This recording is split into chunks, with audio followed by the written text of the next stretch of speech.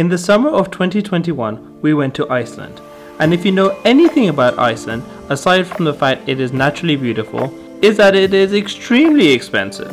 To save costs and to explore a new way of traveling, we decided to hire a camper van and give van life a go. In this vlog, we give you a tour of our beloved Dacia Cuckoo camper.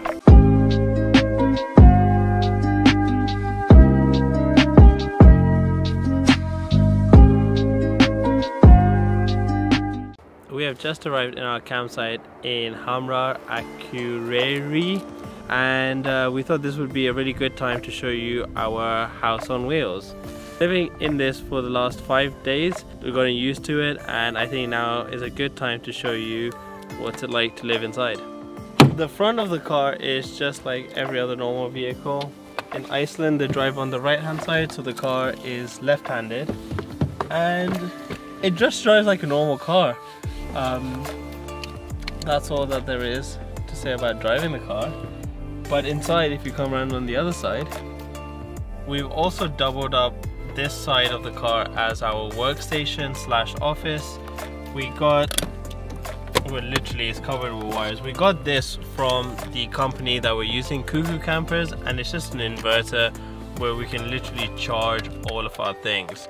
So we're on the move and we have our laptops, our cameras, and just other phones and whatnot, so we just figured I'd just get the inverter.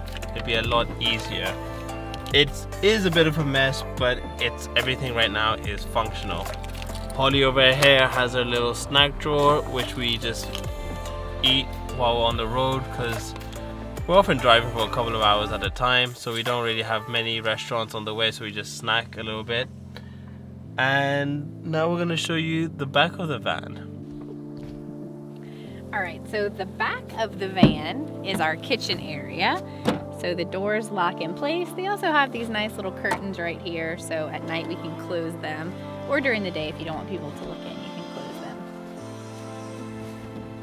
them. This one opens as well.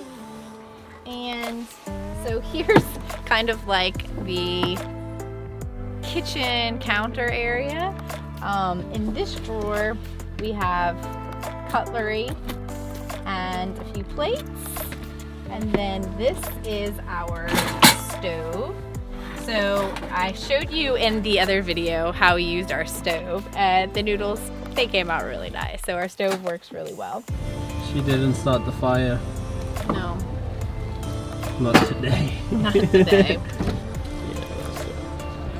Like this.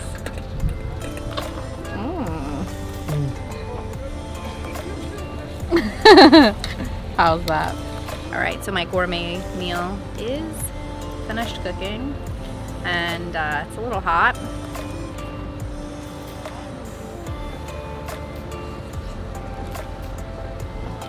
It's ramen. Delicious. So you can just slide this out. You can put it on the kitchen counter like this, cook, and then wait until it cools down, and then it goes right back in this place right here. And then right here we have our food bag. So before we left, we thought it would be a really good idea to go to the grocery store in Texas, and we bought a bunch of different food that we knew we could snack on. We got some peanut butter, we got some jelly so we can make peanut butter and jelly sandwiches. We also stocked up on ramen and some Pop-Tarts. We got some things that are easy to make, so tuna and some chocolates and things like that. So the grocery stores in Iceland and food in Iceland, everything in Iceland is just expensive. So we thought that it would be a good idea to bring those along with us to save us some money. And it actually has been really, really wise on our part. So we planned ahead and it worked out in our favor. We've kind of had our food spill over into this container as well. But this one is mostly for our cooking utensils, our pots, our pans, bowls. We haven't used a cutting board because we haven't bought anything to cut. And then there's a pot warmer right there so it doesn't burn anything. But we've kind of doubled this up as our food container as well. Then the last, I didn't even see this. Huh. This opens out too. You can use this as a shelf. And then the last one is the cleaning supply bag. So in here we just have soap. We have the cans of butane that we use for our stove. And just a broom, sponge, little things like that. We just keep trash bag, we put it in the front when we sleep at night. This also folds down and it makes a table so you can sit inside and eat as well, or you can work. We haven't used it as a table for eating or for working, we've just used it for cooking, so that's also here, handy. It's a pretty simple kitchen, but so far it's been pretty effective.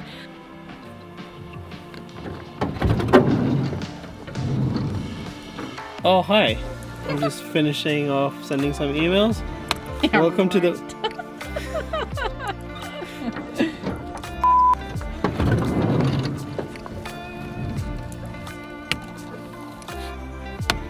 Just finished sending off that email from my workspace. Welcome to our lounge slash workspace. This is the heart of the van and where we spend a couple of hours every single day. Well, mostly with sleeping.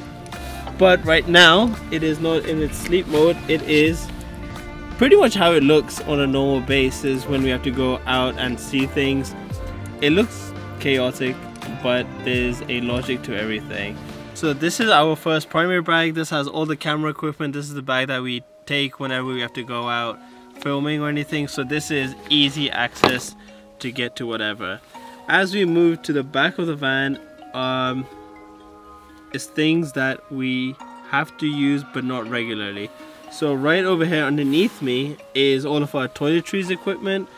So this is where our bags are. They are kept underneath the bed. We take stuff out every 2 days, but for the most part they are underneath the bed, away and out of the way. And moving to the front of the lounge is our towel rack. Well, we say our, but it's Holly's towel rack. I don't have a towel. I have to air dry myself every morning. But this is the towel rack. Aside from that, they also have a curtain which you can pull across to stop light from coming in when you're sleeping. Last but not least, we're going to show how you take the lounge and make it into a bedroom. So this is how we make the bed. So there is a piece of wood under here and we slide it, fits like this. And then we have two cushions. They have a fitted sheet already on them, so it makes it easier. You just unfold it. Now the bed is laid down, and now I just have to get the sleeping bags. So we rented these sleeping bags. They're really warm. You can zip yourself all the way up. So here's one.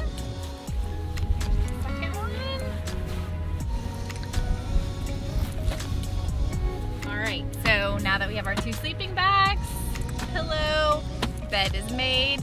We even have a light up here that you can adjust. You can turn on and off.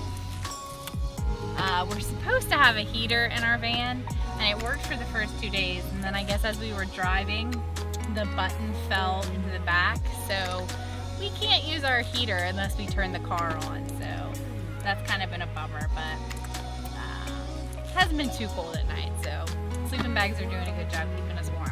Here is a breakdown of the cost to rent the van. The van rental for 8 days was 990 euros. The extras were the inverter for 22 euros, 2 sleeping bags for 46 euros, the Wi-Fi 4G router, which was 15 euros a day, so it came out to be 120 euros, the gas canister, which was 10 euros, and the airport shuttle, which was 35 euros. We also received a 10 euro discount. So the total was 1,213 euros for 8 days.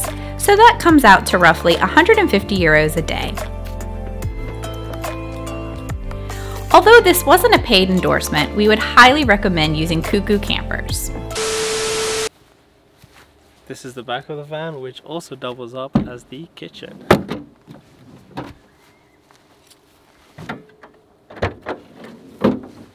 Alright, we have 3 drawers here, 1, 2 and 3, each one of them hosting different things.